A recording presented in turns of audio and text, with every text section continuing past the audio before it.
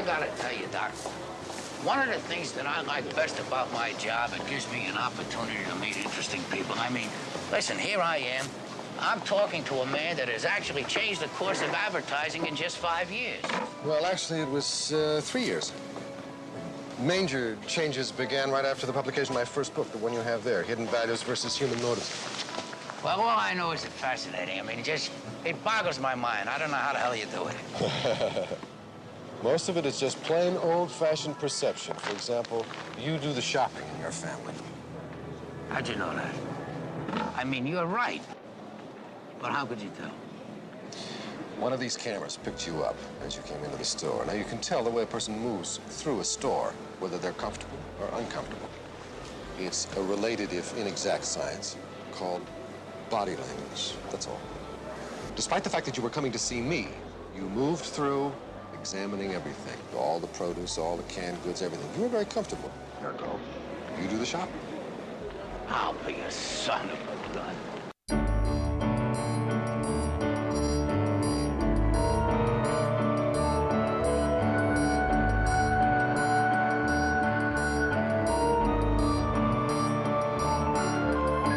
Good evening, everybody! Welcome to the next episode of the Columbo Confab Podcast. This is Sean. And this is Steve, Hakuna Matata. Greetings, Hakuna Matata. Wow. Yeah, I meant to say that. I think I said something else. But yes, Hakuna Matata. All right. Is that a welcome? Is that a foreign language? No, that's from The Lion King. That's Nathan Lane. And yes, man, he'd make a great Columbo murderer. I was just going to say that he would make a great new Columbo villain. Yeah. But Lieutenant, how could I have done it? Actually, in all seriousness, he was in a sitcom where he played like a wine connoisseur or a restaurant critic or something, where he was really snobby, and that character would have been. I don't remember what it was from the 90s. Anyway, I'm sorry, everybody. We're going to talk about Double Exposure, starring Robert Culp as a murderous doctor of mind manipulation or something to that effect. Right. Every time I think of this episode, I have to rethink what the title is because I get it mixed up with. I always want to call it Double Negative, which is something else. Yes. And there's also Double Shock. But no, this is Double Exposure. It's just like there's Mind Over Mayhem and Mind. What's the other one with the horrible one? Anyway. Yeah, so this is sadly the final Robert Culp episode for us to cover. Oh, that is the way the swinging wheel of the 70s swung. How many episodes did he do in total? He did, including the college one, even though he was not the murderer in Columbo Goes to College. He did 3 in the 70s. He was never a murderer in the 90s. He did The Most Crucial Game. Where he played the manager of the football team, and then yes, the ice cream. Yeah. He was in Death Lends a Hand, which was the last 70s episode that we covered. And Death Lends a Hand. That was the synopsis of that one. We just did it. It was the one where he plays the private investigator that backhands the lady and kills her. And yes. And the contact lens and the ring, and then of course he was in this one. The flashback in his glasses. Yes. I gotta forget that. Yeah, so now we've covered, as of this episode, all Robert Culp, not a single Jack Cassidy yet. So yeah, that's interesting actually. So I think it's interesting that Robert Culp's character always treats Columbo the same way. Doesn't matter what the part is. Oh. He always treats him as an idiot. Yeah. Well, and I love it. I you know what? I'm going to go into that further a lot. I made a lot of notes about that, but why don't you tell us what happens in this, good sir? Well, before we go on to the actual episode of this podcast, of what this podcast is about, I want to say that about a week ago, it's purely coincidence that about a week ago I started singing in my head the song, the American Hero theme song. Believe it or not, I'm walking on air. Never thought I could feel so free. So I wanted to see that. I wanted to see the intro, and I was shocked. Well, I think we've discussed it before, but I was shocked to see that Robert Culp was a regular. Oh yeah. On a Real American Hero. Oh yeah. Yeah. So I watched a little bit of an episode that was on YouTube. It was fun to see him there. Pretty much the same character. But yeah, I just wanted to say that before we continue. So he was on that show as well. What did he do? What was that show about? What did he do in it? Okay, so I can't think of the actor who played the lead role, but it was about kind of a klutzy, blonde, curly-haired guy that came across. Yeah, he was Carrie White's prom date from Carrie. Oh yes, that's right. Yeah, and so he come across his an alien or something like that has a suit, and if he wears the suit, he has these superpowers, kind of like a Green Lantern kind of thing. But that was the premise. Yeah. Okay. Very, very, very 80s cheesy, kind of stuff. So fun fact about that actor, I can't remember his name off the top of my head. I would know it if I saw it. I have the, people are like, well, why don't you fucking talk about Columbo?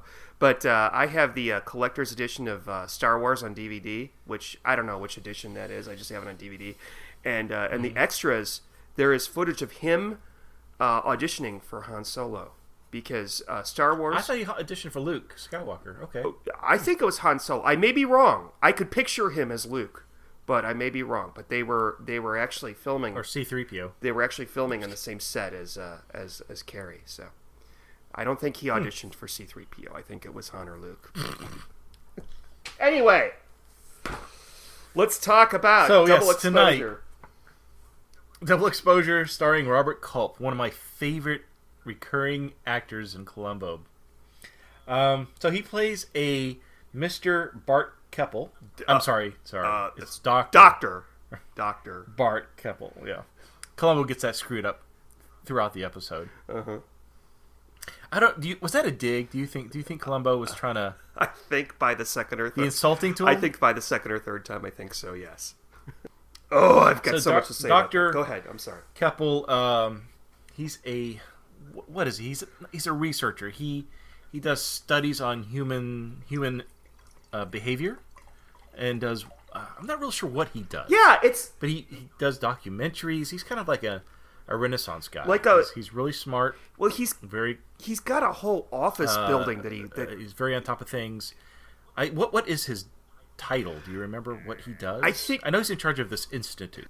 So he is a motivational research specialist. I'm paraphrasing there, I'm not sure, but he's got this whole frickin' office building dedicated to his business. I don't know what he does for people exactly, other than make lousy films for them. But what I was impressed by was that this guy's fucking smart, like really smart. And, oh yeah. It comes across really well in his character and all that. But what does he do, Steve, exactly? Well, yeah, no. Well, he researches human behavior and how to pull strings to get what he wants. So one of the things that we're going to go into is subliminal images in movies and stuff like that. And I'm sure we all heard the story about movie theaters playing clipping in some popcorn or an ice cold Coke in the film, and people would go in their sales numbers would go through the roof. So it kind of revolves around that theory.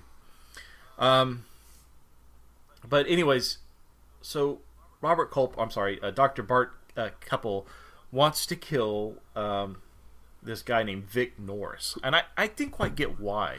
What was the purpose? Why did he want to kill Vic? Okay, so Vic Norris. So there's this lady named Tanya Baker, who we don't see ever throughout the whole episode. Although we do, she's obviously mentioned, and she's also in the credits. They have an actress named. I wrote her name down.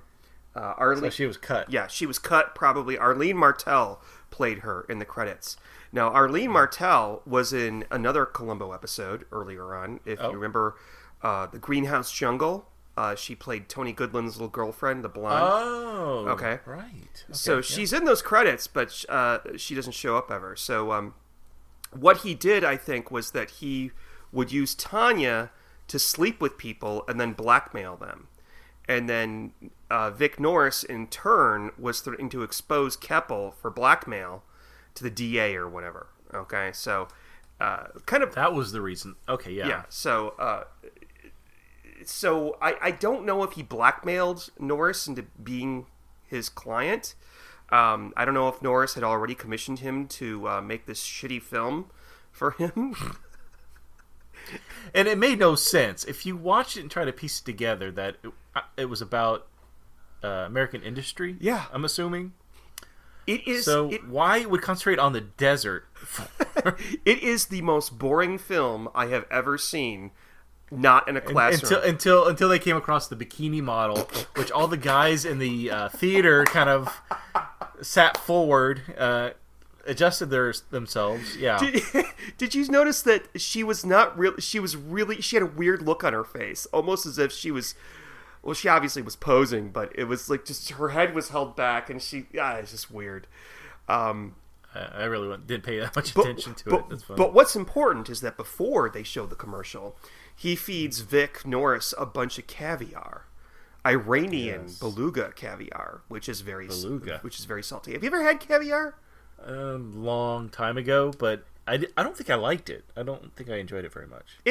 But but Mr. Norris was just shoving his pie hole with it. Oh my God, the guy had no control. Well, the good news is at least he put it on a cracker before he put it in his mouth. As opposed to just eating it off the spoon. Yeah, like some people. And then putting the spoon back and then eating more. Like some lieutenant detectives that we know on the LA police force. Yeah. So what's with Columbo? I mean, obviously it's a running gag with the car, the dog, hard-boiled eggs. Does he just eat whatever is on at the crime scene? I was thinking about that because when he shows up at the crime scene, he's eating all the other hors d'oeuvres, and like the other detective's like, well, "Why don't you come and eat some caviar? That could be evidence. What are you doing?" Anyway, so he makes sure Vic eats lots of caviar, so Vic goes out in the hall. Okay. One with Patrick McGowan and the Reggiano cheese. I mean, if he sees it, it's God. Okay. Well, you know what? He's got an appreciation for good food, which shows a little bit here and there, especially in this one particular episode. But anyway, he purposely Dr.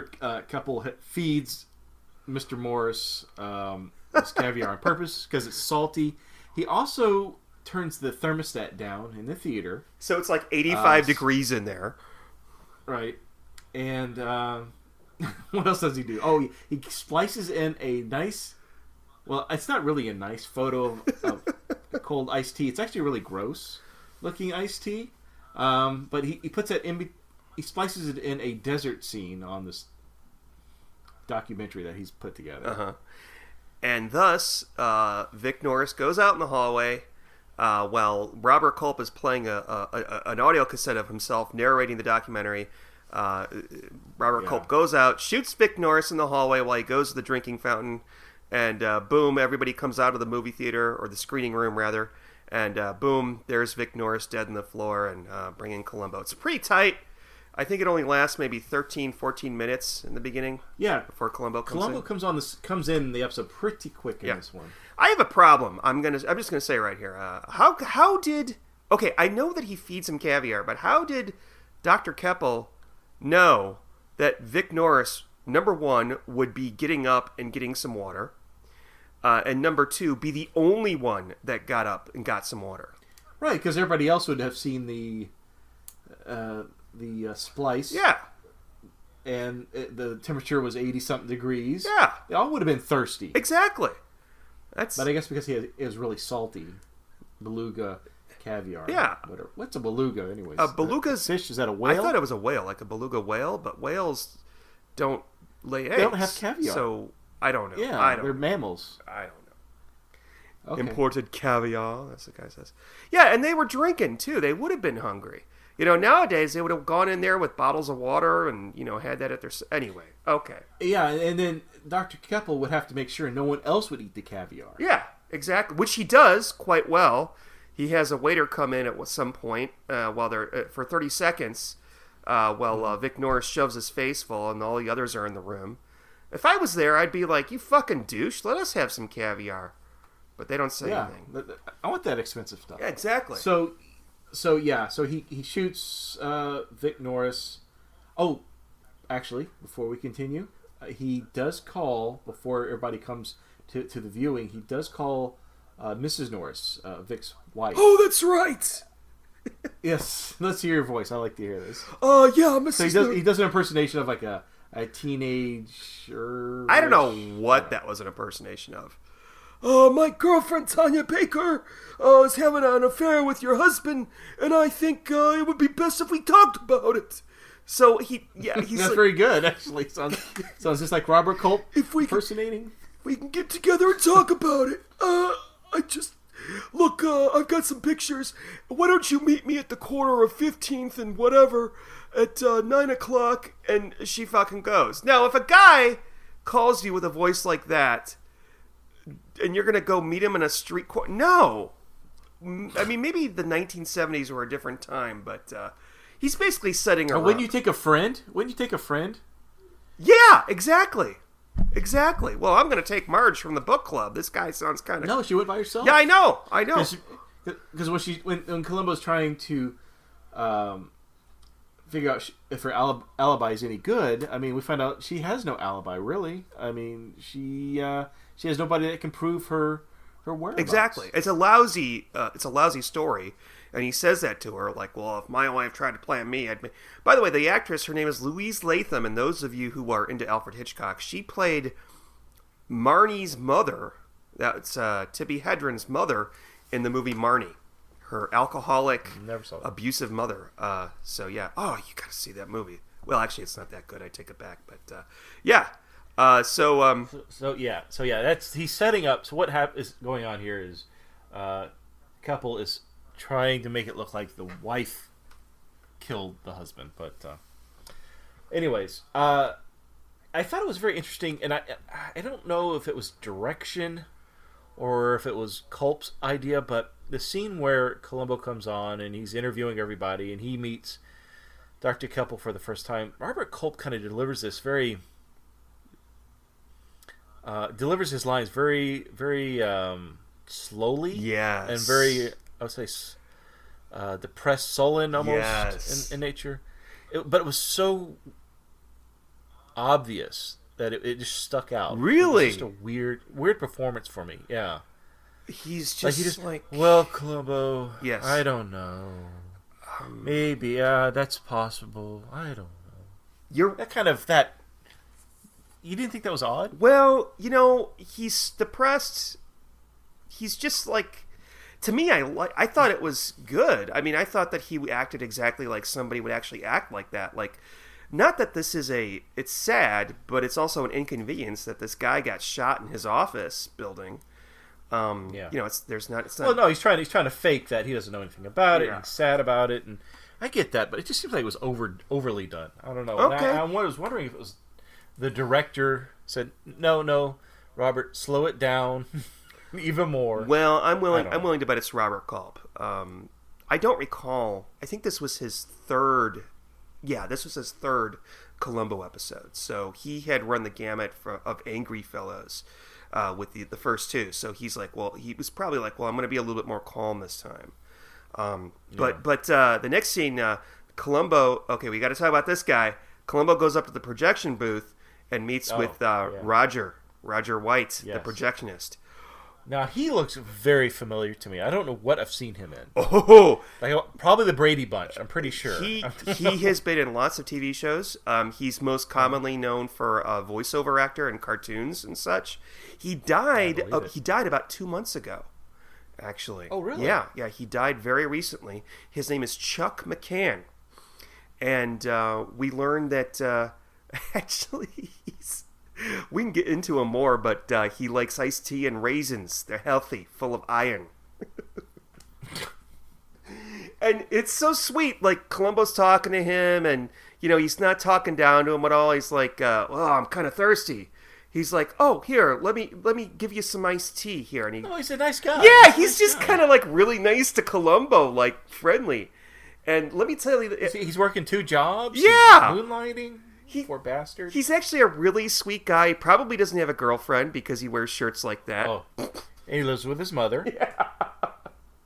No, I got to ask you this, Steve. I've seen this about 127 times, this particular episode. And I never noticed before that there's a toilet in the projection room? I know. Where? I didn't see that at all. So when he's first talking to Roger in the projection room, there's a shot with Roger sitting down and Columbo standing up, and Roger's turning. You can see there's a partition, and right behind the partition you can see the bottom of a toilet, like the base of a toilet. And then I never noticed it before, and lo and behold, when we see the projection booth for the movie theater, there's a toilet in that room as well. Never noticed it before. So I guess the projectionist would never need to leave. Exactly. Wow. That is actually very practical, and it makes a lot of sense. So you could be dropping a deuce. You could be dropping a deuce when the nickel drops. Yeah. That's interesting. Exactly. God, that'd be my dream job. Could you imagine being a projectionist? No, you'd be stuck in that room. How boring. Yeah, but you get to watch movies and stuff, and you could. It's a good job, like if you're in school or something. Anyway, I guess. Do you know that job, at least in Dallas, that was a unionized job? Yeah. There was a projectionist had union jobs. Yeah. I thought that was interesting. Yeah. I wonder what they do now. I wonder if they still. Yeah, they're all employed. That's what they all do. Well, now. like, did they become like? You go from that to like operating a computer up in the projection booth? I don't know. Yeah, if you're lucky. This isn't really germane, as we would say, to, Yes. Okay, one thing that we did not mention is that Keppel shot Vic Norris with a gun that he has on display in his office. He has a display of weapons in his office, as you do. And he used what's called a calibration converter so that people couldn't trace the gun to his gun. Yeah, I'd never heard of that until this episode. Neither have I. I have read a lot of detective novels, and I've never heard of that before. But it's a thing, apparently. He also has a bust in his office. That's the same bust that's in the Carsini winery, by the way. It's I a did not notice recycled that. prop. So, Wow. let's see. So, Columbo pretty much... when do you think Columbo knew it was Bart Keppel? I don't know. I think... What do you think? I really don't know. I think it's the night of the murder, the second time that he talks to him when he goes into his office, and he asks him, "Oh, you must have a very clear mind, being able," because he asks him about. Yeah. I actually had my notes. I think he pissed off Columbo, in that.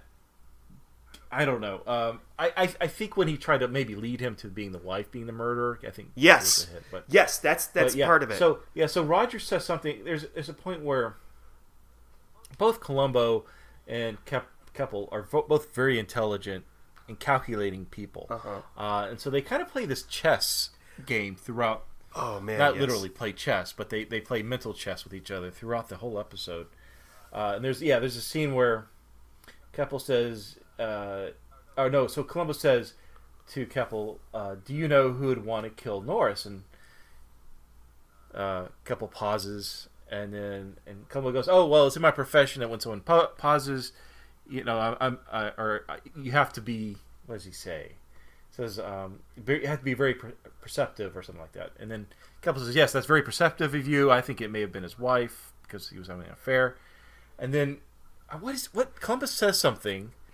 It's like, or are you implying the wife? And Keppel says, "Well, maybe you're not as perceptive as I originally thought." But yes, jabbing. Yes, he's always jabbing at Columbo. It's yes, it's excellent. These left-handed compliments that.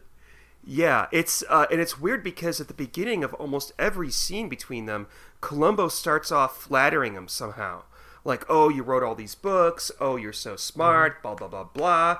And then what's interesting is that once they start talking, Columbo will sort of peter off, no pun intended, and the supermarket scene is a perfect example. That's a great scene because they start off. If you watch very carefully, when Columbo goes, not backstage, but behind the stockroom or whatever to meet Keppel, and then they go into the supermarket and they're walking around. And Keppel does not even look at him. Like, he acts like he's almost like can't even be bothered, like he's being entertained. And at one point, Columbo says something, and I can't remember what it was, but he just says, well, that's the thing. Well, never mind. I'm sure. And he walks away, and then all of a sudden, Keppel's like alert, like, oh my God. And then Keppel calls him back and says, wait, Columbo, what were you going to say? And now he's paying attention. Yeah, I think definitely Columbo, I think, feels he's guilty at this point because they're playing games with each other, and Columbo is now engaged and doing that. Did you find it interesting with the products that were in the grocery store? Like, I was scanning, looking like I saw Oscar Mayer, Yep. not wieners, but their deli meats, that yellow packaging, the bologna. I thought it was interesting. They had the box of cigarettes, Yes! on a pallet in the middle of the grocery, not behind a glass door, or keeping any kids under 18 from buying. Yes! It was like piles of cigarettes. It was like a huge, like, we're They having had Lucky Strikes and Dorels, and I don't know how much they were, but they had the signed cigarettes, and watermelons were only 5 cents a pound. It must have been in November or October because they had pumpkins there as well. Yeah, I love looking at stuff like that, and the fact that they shot in location for that, like I just it actually brought me back to when I was a little boy and I would go shopping. Yes, with my, me too. That's what it reminded me of, like just the way that the cold section, not the freezer section, but the cold section was designed. Before they had all the, and there was a lot of Oscar Mayer products there. Like, they don't have that many Oscar Mayer products now. It reminds me, if you wanted to go to what grocery stores were like back then, today, go to some of those Asian grocery stores. Oh, yes! They look just like that. Yes. Except they smell like fish, but yeah. Instead of Oscar Mayer, they have live fish and crabs. Yeah. Yeah, it's true. Yeah, it's almost like when those stores went out of business, the Asian grocery stores got all the equipment at the foreclosure sale. So, yeah. Yes. Yeah. That's a really great scene, though, not just because of the fact that it's in a supermarket and shot on location, but it starts off with Columbo buttering up Dr. Keppel because he's got all of the books with him that he brings with in a paper bag. The mind string and how to pull it, blah, blah, blah, blah. Yep. And Keppel's totally not taking him seriously. And they're walking through the grocery store, and like I said, at some point, Columbo says something about the tape, the cassette tape that Keppel used to record people's conversations after he showed them the movie. And he's like, well, that's nothing. And he walks away, and then boom, Keppel's like, no, Columbo, why don't you tell me about that? So then Columbo comes back, he plays the cassette tape, and I think that he knew that Columbo knew that Keppel was the murderer the second time that he met him. That night of the murder, because of the fact that Keppel, thought to hit record when there was a murder, but it really narrows in on it that it's Dr. Keppel once he, plays the tape. I'm pretty sure Columbo has narrowed it down to him only, and I think it's interesting because I think Keppel, like you're saying, kind of thought him as more of entertainment, didn't really think much of him. But I think after this scene, you could tell Keppel in the way Robert Culp played it. You could tell in his eyes his idea of Columbo switched to something else. It wasn't a fool anymore. He was calculating, and he had to play it differently now. Yeah. Because one of the things he said was at the very beginning, their initial meeting was that, is this your cassette tape recorder? Why is it here? And he explained it. He says, "Oh, I must have hit record behind the curtains in the theater and brought it out." And then Columbo at the grocery store said, but remember, you told me you hit record when you were in the theater and you came into the lobby, but if you listen to the tape, right, you don't start speaking until immediately. So there was that conversation that you had with the people in the audience to where Mr. Norris went. None of that conversation is recorded. If that had been if you had hit record, it would have been on the tape. And that's when Keppel said, or figured out, this guy is on it. Yeah. He's taking notes of what I'm saying, word for word, verbatim. I think Columbo even tells Keppel that, hey, I know you said that you are very on top of things. You don't break under pressure, and that's all coming back in that one scene. Yeah. And it's weird because every scene between them progresses differently. Like it's sort of it's Columbo 101 almost. Like he starts out being amused, he's not a threat, then he takes him seriously until the point where they're at and I'm jumping ahead, when they're in the golf course where he just gets downright, he loses his temper at one point. And in fact there's Columbo never quits in that he never sort of shows that he has the brains. Like he even says to Keppel at one point, "Oh, I wrote down all these questions on index cards. Can you look at them?" And he shows it to him while they're in the elevator, and it makes Keppel lose his cool, not lose his cool or lose his temper, but he's like, "Oh, why would how did the murderer know that Norris was? Oh, well, okay, well, if you want your little cards, like you said, it's a chess match. It's a chess match. Okay, I'm gonna do something smart, then you're gonna do something smart. I'm gonna do something smart." And I'm going to win you. I'm going to get you. So what leading to all this smart, let's lead to the most stupidest thing that happens in the episode. Roger, now why you would blackmail the killer? Oh, never. Man, this poor guy. And the episodes I've seen of Columbo, admittedly I haven't seen all of them, but every one that I've seen where somebody tries to blackmail the killer, they always end up dead. 100% going to end up dead. But this is the Roger. worst. This is the worst. This is like, he's like, but it's so pathetic. He says, well, $50,000. I could use the money. My mother's sick, and I want to buy some real estate. And you know what I mean? Mm-hmm. And only 50. Yeah.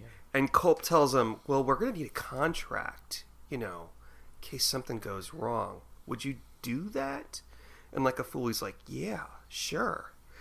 And then what's so sad is that when he gets up and leaves his office, he tries to shake Keppel's hand. Shake his hand, yes. Oh, yeah. So dumb. He's like on the list of people that, I don't know what you would call them, dumb schleps who try to blackmail a murderer. There's a small list of them on Columbo. The smoking lady from Lovely But Lethal. There's Mrs. Lysenko from Murder by the Book. We haven't done that one yet. But this guy, he's on the top of the list. And then, so Keppel says, I'll meet you at your other job at the Magnolia Theater, where they're playing High Plains Drifter, by the way, starring Clint Eastwood, Westerns. So he shows up at Roger's other job, and Dr. Keppel, what are you doing with that? Don't fool around with that. And not only does he show up at Roger's other job, he's wiping his hands with a handkerchief. Yeah. Wouldn't you be like, why is he wiping everything he touches with a handkerchief? And what is he doing? I mean, that would concern me. Yeah. I would have left that room. I would have run. If someone walks into a room with you alone and they're wiping that door handle, get out now. And Keppel, that's not a good sign. And Keppel is such a douche, like knowing that these are the last words this poor schlup is going to hear. He says, I've come to a solution to our little problem, and I think this is going to be the only one. And he pulls out a gun. Dr. Keppel, put that away. Don't fool around with that. No, the first thing he says is, oh, you got to be kidding me, Dr. Keppel. Don't fool around with that. Put that away. Put that down, Dr. He's not kidding. He's already killed one man. Come on. He's not trying to pull a joke on you. He's not. Put that away, Dr. Keppel. You got to be kidding me. No. He kind of had it coming. Oh, we forgot to mention where he gets the gun. So he knows that Columbo's on him. So he's trying to frame Mrs. Norris, and so he breaks into her house. The cat? Huh? Mrs. Norris is the name. Did you ever watch Harry Potter? The Harry Potter movies? Yes. The caretaker played by was it William Bradley? Is it William Bradley? You know who I'm talking about? The guy that played William Hartnell in the BBC movie. That guy. Yeah. That guy. Yeah. He was in the Harry Potter movies. His cat's name was Mrs. Norris. Oh. No, I didn't know that. No, this is not the cat from Harry Potter. Oh, okay. I just wanted to clear that up, Thank you, Sean. Okay. So, no, he steals her gun, or steals the gun that's, does everybody in California have a gun just randomly sitting in their study? Apparently that's a thing. You'd think California in the 70s. It turns out it's Texas in 2018. I don't know. Yeah. Yeah. But yeah, so he steals her, or the gun's registered under Vic Norris's name, but I mean, obviously, he's trying to set or frame Mrs. Norris. Yeah. And so he shoots Roger with that gun, and then plants the gun in the film or the projection room. And he has a fake alibi in that I think that that's right, the medical examiner in this is the travel agent from the other episode with Robert Culp, by the way. Is it? Yeah, he was the travel agent in The Most Crucial Game and also Lovely But Lethal. But Keppel and Columbo are together at the Keppel Institute, supposedly at the time that this murder was committed, between, I think it was 7:30 and 8. So Keppel supposedly has a motive, and the key out of that being that Roger didn't put a nickel on the second reel. On the second reel, yeah. But and did you know how they distinguish when the changeover from the first reel to the second reel, there's a little dot in the top right corner.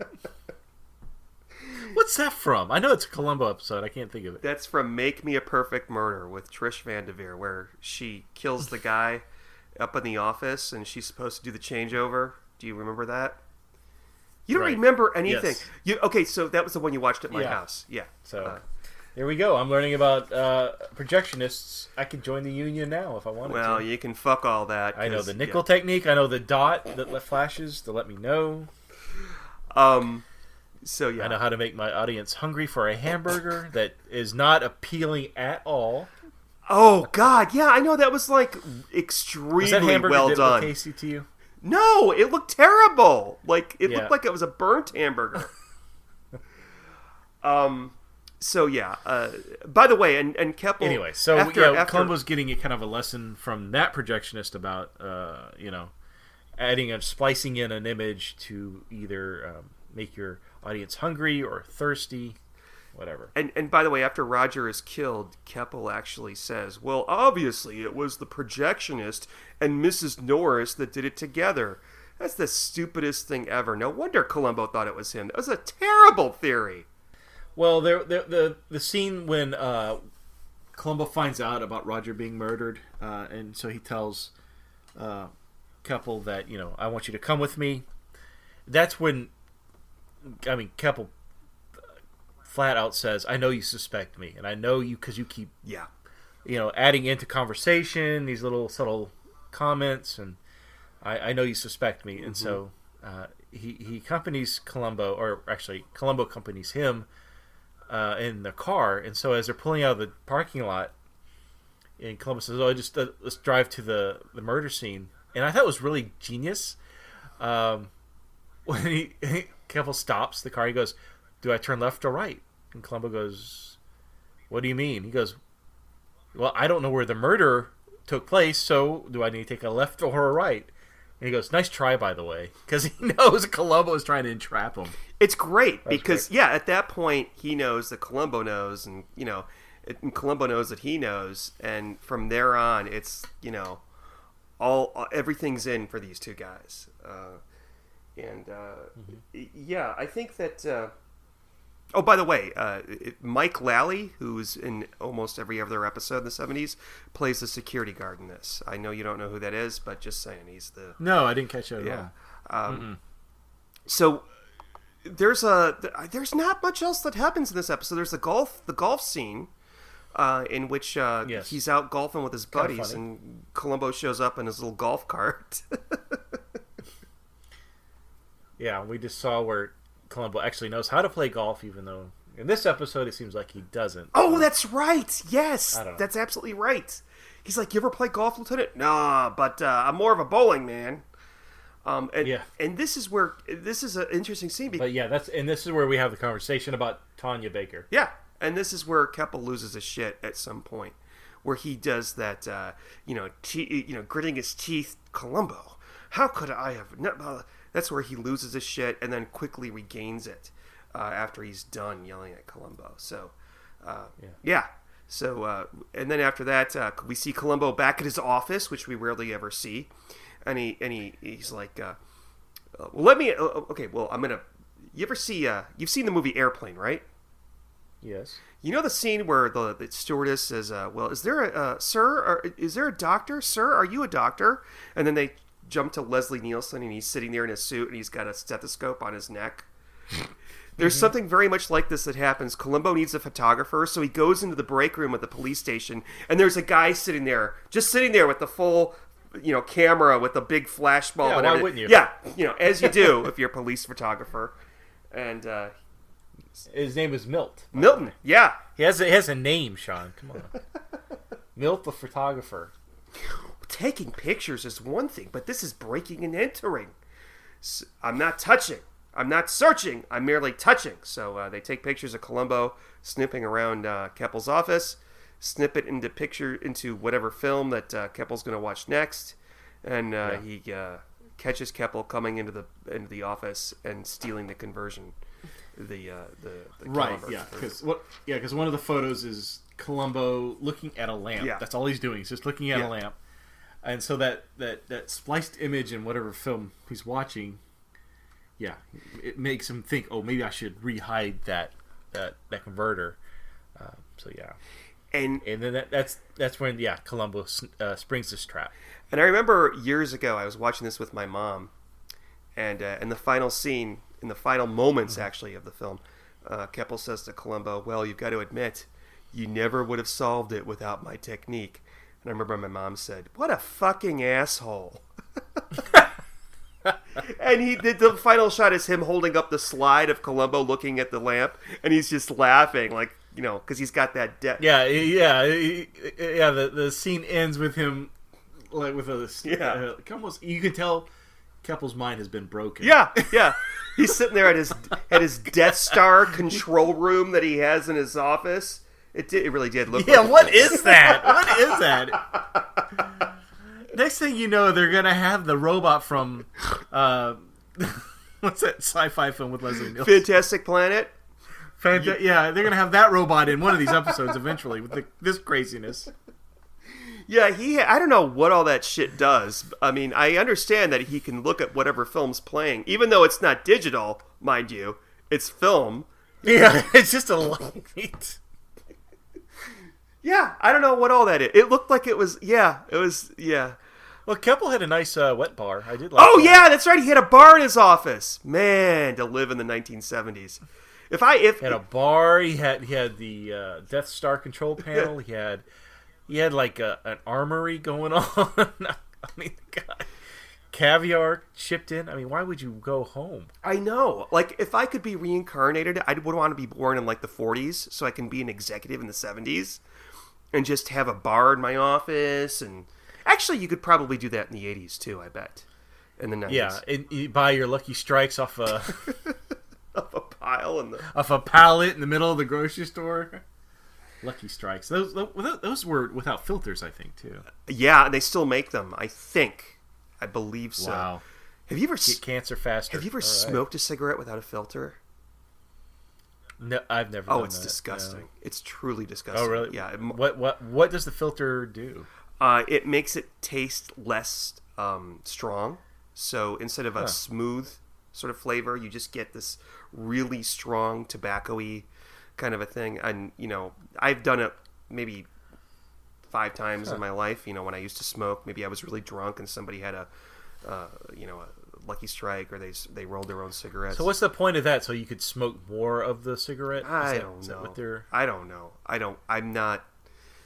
Yeah, no longer a cigarette connoisseur. I was into menthols because I'm a big old black woman. But yeah. Okay. All right. There goes our black women demographic for the podcast. Thank you so much. Okay. So, and that's where it ends there. And you know what? I feel bad because we haven't talked about it a lot because this is a shorter episode, and really not a lot happens. There's not a lot that goes on here. I'm just saying. But it was short and sweet, I thought.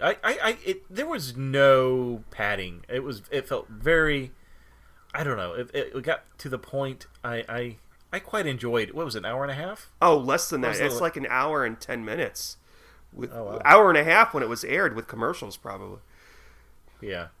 No, I really enjoyed the length on this one. I didn't feel like there was too much padding going on. Yeah. Well, there was no padding going on. Yeah. But Okay, so you want to rate it? are you ready for my obscure number that I randomly picked from this episode? Yes. And what do you think? I'm just curious. I always like to see where you think I'm looking, or what because I'm sure there's times where numbers are thrown out, or there's an apartment number that you must think, oh, Steve's going to pull from that. Any thing that comes to mind that you were watching and you thought I was going to use? Well, actually, I didn't think of that while I was watching this, but it seems to me, and I might be thinking of something else that I watched this morning, but was there a 101 in here somewhere? A 101? No. 101? Not that I'm aware of. What was the address of the Norrises? Was that... Oh, I don't know. You didn't see that? Okay. I did not. What I was not of what I was looking at. What was the address of the Keppel Institute? Couldn't tell you. No idea. So where the fuck did you Sean. get this number? Oh, wait. Let me guess. Is it What? 8, No. 8, 16, or 32? No? No? Where's that from? Because Roger tells Columbo, well, I've got 8 millimeters, 16 millimeter projectors, and 32 millimeter projectors. Oh, I see. No. I was going to use the temperature on the thermostat because I did freeze frame that and see exactly. Oh, that's good. But I decided not to do that. Okay. Instead, I decided. Well, let me just tell you, Sean. What would you rate this episode 1 out of $15 worth of caviar in your mouth? Oh, all right. Who's going to go first on this? I think it's my turn to go first, actually. Okay, go ahead. Go ahead. So I'm going to give this I'm going to give it $14.75. Wow. I really like this episode. The length was perfect for me. Didn't drag at all. Robert Culp was great. The only thing I guess I would say is his stilted performance at the very beginning. When he's trying to seem depressed, I thought that was just a little off. But overall, I enjoyed all the characters. Robert Culp was just fantastic. Columbo, very smart. I like the cat and mouse game they play throughout the episode, especially the beginning when a couple was underestimating Columbo. I love it when the murderer underestimates our detective. Right? I enjoy that. And I love it when Columbo comes up with the upper hand and kind of shows them that you should never have. You shouldn't have underestimated Columbo. He's smarter than you think, and I love that. So yeah, I give this one a really high rating score. I really enjoyed it, and I've seen it. I think this may be the third time I've seen it. Really? By the way, wow. And funny enough, I've not ever noticed the toilet in the projection room. So Also, I'm gonna have to watch it again. Also, Keppel has a whole bunch of law books in his office that no one Yes, would have. I noticed that too. Which drives me Today. crazy. That's like Why would you need that? fancy office books 101. Every office. Can I rate it now? Yes. All right. So I'm having trouble with this because I personally. I think that this is pretty perfect. I think that this is I'm going to give this a 14 out of 15. I think that this is excellent Columbo. It is a prime example of what makes the show so well. Repeating what you said about the cat and the mouse and the way that and also the way that they talk. If you were to structure the conversation between them, it is just like, as you said, is just like a chess match. Okay, it is actually like a perfect Columbo. Watching it for this with a critical eye, literally the only problem that I had with it was, how was he going to predict that Norris would come out in the hallway and take a drink of water? That's the only problem that I have with it. But this is probably, out of his 3 performances, this is probably Robert Culp's best. like I read this or heard this somewhere that Robert Culp has this portrayal where like he's an angry man, but he's just keeping it right below the surface all the time. Yes, I definitely get that impression. Yeah. And it doesn't come. It comes through so well with this one when he was in the most crucial game when he was the football manager, the manager of the team. He was just constantly yelling, "I want that fired guy," and I think he had a little fun with that. But here, it's almost like he studied. It's almost as if he, the scriptwriter too, studied Columbo and like, okay, we're gonna make a perfect Columbo murderer because he's pretty damn fucking good in this. Well, there would be scenes where Columbo would do is just one more thing, kind of, and Keppel would think he's done. Yeah. Discussing the murder, and Columbo would come back and he goes, "Yes, Columbo." Yes. He's gonna rip him apart. He's just on the verge of losing his mind because Columbo will not. He's relentless. Yeah. It's weird. I rate this so high. It's not like one of my favorite episodes though, but like objectively, like if I was going to introduce someone to Columbo, this is one of the. Oh yeah, it's a good one. This is a good one. This is a really good one. Well, it's and all the fat's been trimmed out, and I think that's why we never see Tanya Baker, even though she's accredited on the episode, but we never see her. So there was obviously a lot of scenes that were filmed that were never shown. Yeah. Which is interesting to me. Yeah, and you know what? This is if you took like an Exercise in Fatality and trim that down. It would be maybe a little bit more like that, but yeah, it was pretty. This is pretty damn good. This is probably in the top 5 for me of the 70s. But wow, although it's not, I mean, we both rated it 14 out of 15. At the end of all this, no, I really enjoyed it. Yeah. You didn't sound like you enjoyed it though. You sound like it sounded like you were kind of on the fence though about it. No, I did. Okay, all right. No, I enjoyed it immensely. No, I want to. I'm going to watch it to see again, just so I can see those toilets. But no, I really like this one. No, I really do. So, do we have any feedback? All right, yes, we do. We have a lot of feedback. Let's start with. Oh, good. All right, so we got an email here from Stephen C. I'm not going to say who it is. It might be Stephen Colbert, but I won't say. He says, "Hi guys. I know how much you love criticism, so I'll begin by saying that I don't like your shoes." Even Columbo, even Columbo himself would look at those shoes and say, "Geez, I'm sorry, sir, but those shoes are even too cheap for me." Wow. He says, "Have you seen on YouTube Columbo roast Frank Sinatra? Have you seen that, Steve?" Yes. Yeah, I have. It's funny. I do have to disagree with you with one of you on the comments on the Robert Conrad episode. That's the an Exercise in Fatality. Of course, debating the episodes is half the fun. Yeah, it's fine if you disagree with us, dude. It's that's kind of like the point of podcasts. Like if. Yeah, you don't want to hear two guys agree on everything. That's what we do. That's what we usually do with this, though. It's weird. Aside from the fact that I liked it way more than you did, yeah, we thought it was in the medium. Like we just thought it was just okay. He says, "It's a fave of mine, but I would argue that the scene with dinner between Janice and Ruth Stafford is important. It shows just how slimy Janice is. Janice, as a name, is a Roman god who is represented as being two-faced."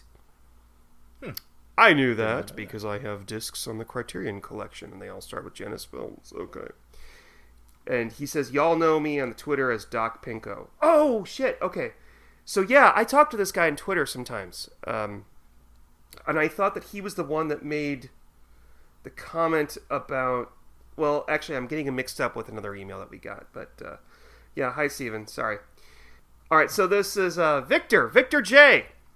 Victor says, "Dear Sean and Steve," this is also about the same one. "I was listening to your review of An Exercise in Fatality and was stunned by your assertion that Robert Conrad was the only male killer from the 70s episode still alive, and that Clive Revel from The Conspirators was dead."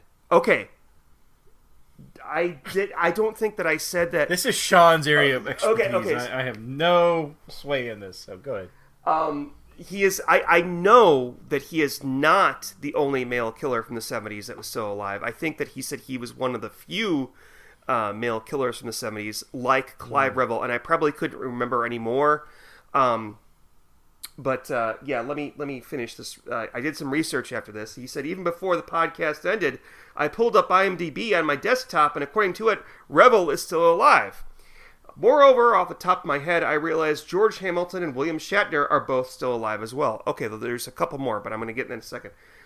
As for the episode itself, for me, An Exercise in Fatality is worth watching just for the confrontation in the hospital.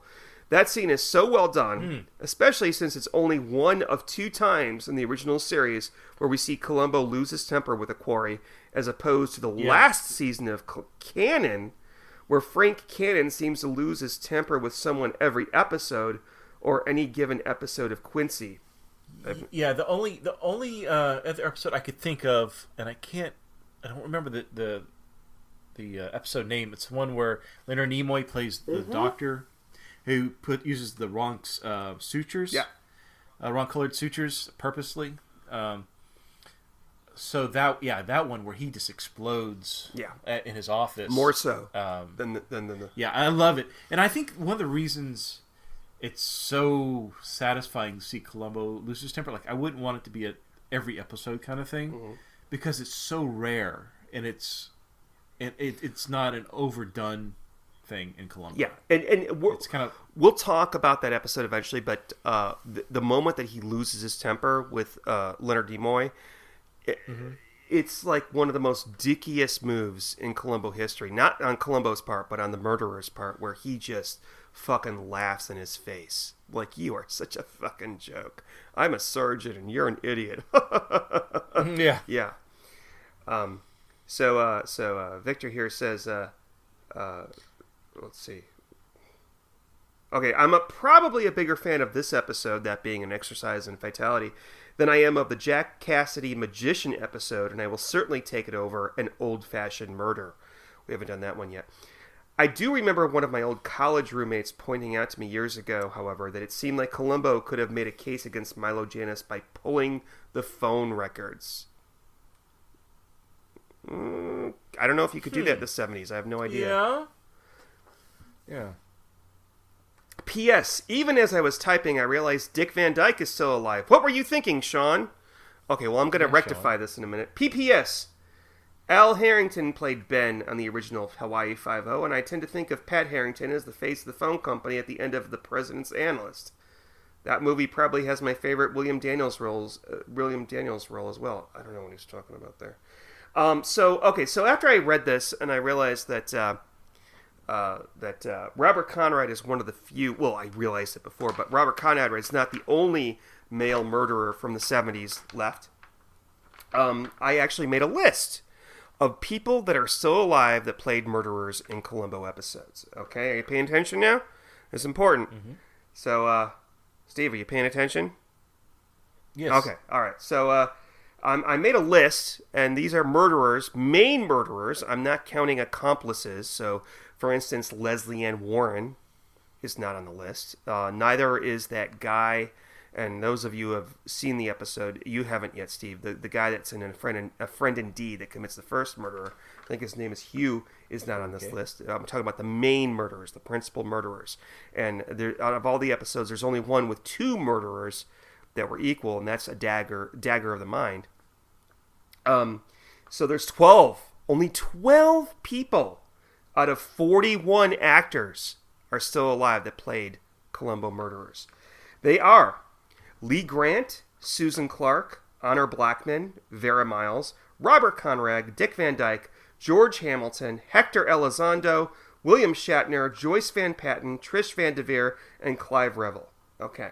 So then I noticed that like half of those people are women and half of them are men, and there's not a lot of women murderers on Columbo. So then I did some other research, and by that I mean I opened up a book and did some counting.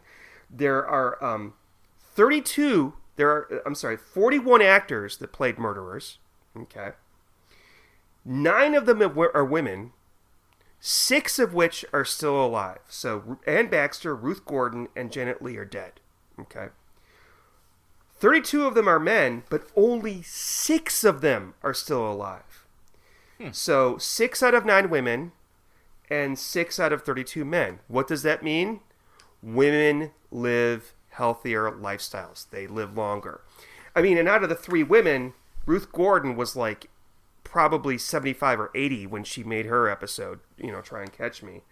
Ann Baxter was middle-aged, and Janet Leigh, she was a young whippersnapper, but yeah.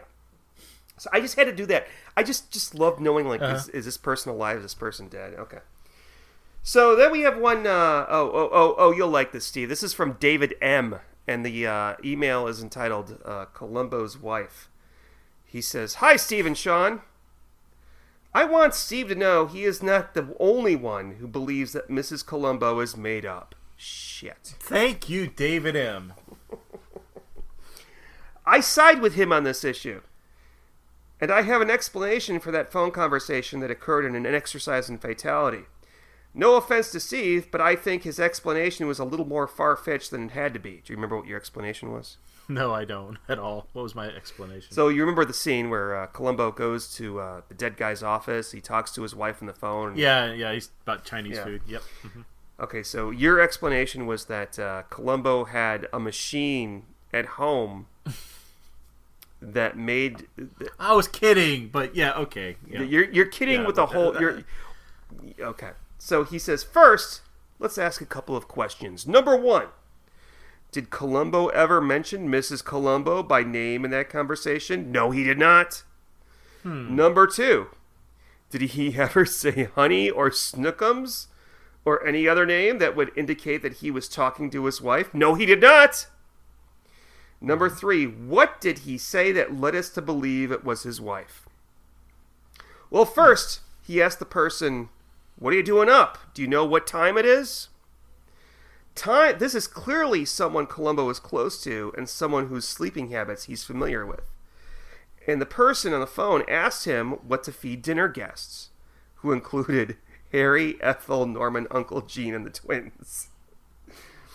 Yes, this is clearly a family member. People just assume that he is talking to his wife, but it's only implicit that he was talking to his wife, not explicit. And he says, I think there's an equally likely person he spoke to on the phone. His mother. After all, she wants to make spaghetti. Kind of like the Norman Bates kind of theory. Interesting. Well, after all, she wants to make spaghetti. This may indicate she's Italian. His mom called him to ask him what she should make for her dinner guests. Now, yes, Columbo says he's going to bring Chinese food home, but he may mean his family home, or he could currently be living with his mom, who perhaps is unable to take care of herself fully now that Columbo's dad has passed on. What do you think of that explanation? Love the I like podcast. that. You like it? I like that. So there is a Mrs. Columbo. It's just not his wife. I think that's bullshit. I think that he does have a wife. That's my new pet theory. He's talking to his mother. Oh boy. Okay, so then we hear from Mrs. Columbo. We hear from Ed Doug. Oh, this is about surviving cast. I probably should have weeded some of these out. He says there's a 70s episode where both the killer and the victim are still alive. He means the actors, not the characters. Oh, okay. It's a great episode, which I'm sure you'll like. The murderer in that episode is so beloved, it's hard to think of him in a negative way. Steve, do you know what episode that is? No. What? Steve, come on, you know. Okay. The murderer in that episode is so beloved, it's hard to think of him in a negative way. Who is the murderer?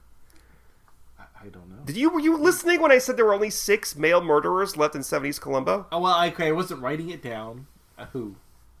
Shatner? It's Dick Van Dyke in Negative Reaction. Oh, yeah. He says, it's so beloved, it's hard to think of him in a negative way. See?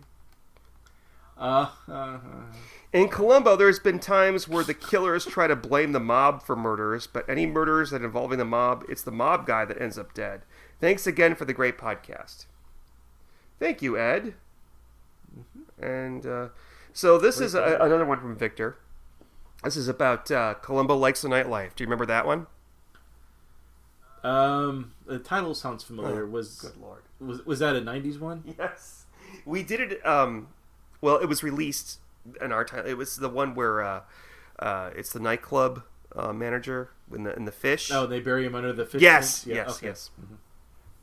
Dear Sean and Steve, I think when Columbo Likes the Nightlife was initially broadcast, my local paper must have still put out a local TV guide because I knew in advance it was coming on. Because when we did that, you asked me, Sean, how did you know it was coming on in 2003? He says, as I recall, my first reaction was, wait, they're still making Columbo episodes? Nonetheless, I was excited since, as you pointed out in your podcast, there were years between Columbo movies at that point.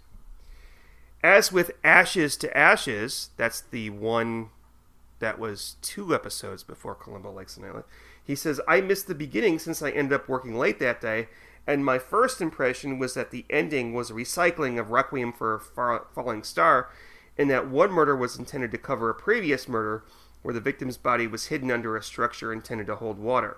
Some of Steve's criticisms of the episode that it didn't have enough Columbo tropes reminded me of online critiques of James Bond movies whose gist seems to be that they're not enough like Goldfinger. To which I'd say, why don't you just rewatch Goldfinger if you want to see the same thing over and over? What do you have to say to that, Steve, there? Well, because I'm not rewatching those. I'm rewatching the Robert Culp episodes. That's you're not okay. You ever see Goldfinger? Oh my God, long time ago. Do you like the James Bond movies there? I do. Okay. He says, I finally watched the episode from beginning to end a year or two ago, and while the episode isn't my favorite of the new cases, I wish more of the 90s episodes had taken a modern approach like this one, instead of playing on the audience's nostalgia. He's right about that. Slight correction. Yeah. Oh, this is me again. The Kojak revival that was rotated with Columbo, B.L. Stryker, Gideon Oliver, and Christine Cornell when ABC first revived Columbo starred Telly Savalas. The Kojak series with Ving Rhames and Michael Kelly was broadcast on the USA Network in the early 2000s. Okay. And that's all we have in regards to... Wow, we got a lot of feedback this week. That's great. Yeah, a lot of fucks listen to this and want to... I think they just send us emails because they want to hear us read their emails. That's what I would do. So, are we ready to pick out the next craptastic 90s episode? Are you in a big hurry, Steve, to get out of here or something? No, I just want to hear what punishment's planned for me next. So. All right, Steve. I'm sure everybody's waiting to see what it is. Steve, would you... You said all the good ones are gone, right? I mean, I thought you said that yeah, I did. Back. Yeah, we finished the good 90 ones. I personally think that most of the good 90s ones are gone. So there's 8 left. So go ahead and spin the Wiggin' Wheel of the 90s, Steve.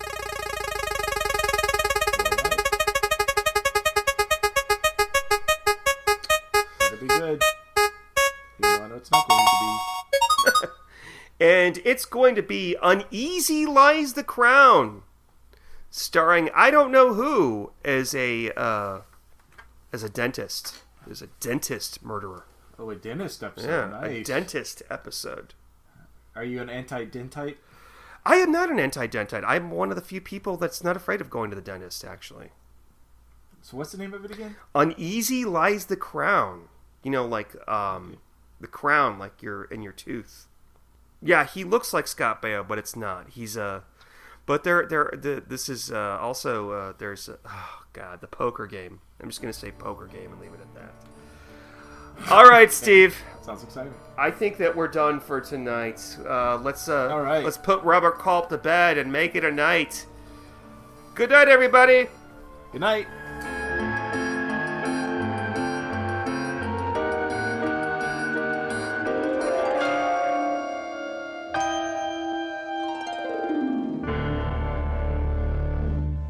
Thank you for listening to the Columbo Confab podcast.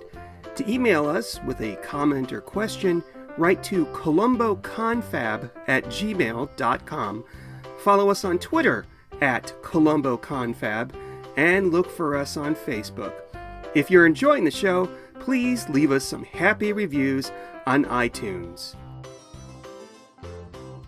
I love clues. Hello, I'm Sean, and I'm the host of the 1001 Movies podcast, based on the book 1001 Movies You Must See Before You Die. Each episode, I randomly pick a film from the book and spend about 10 minutes talking about its director, the cast, the genre, and my personal thoughts on the merits of the film. Each delicious yet bite-sized episode contains information about a film from practically any genre, any country, or any year. Check us out on iTunes and we'll send you free cookies. Some restrictions apply.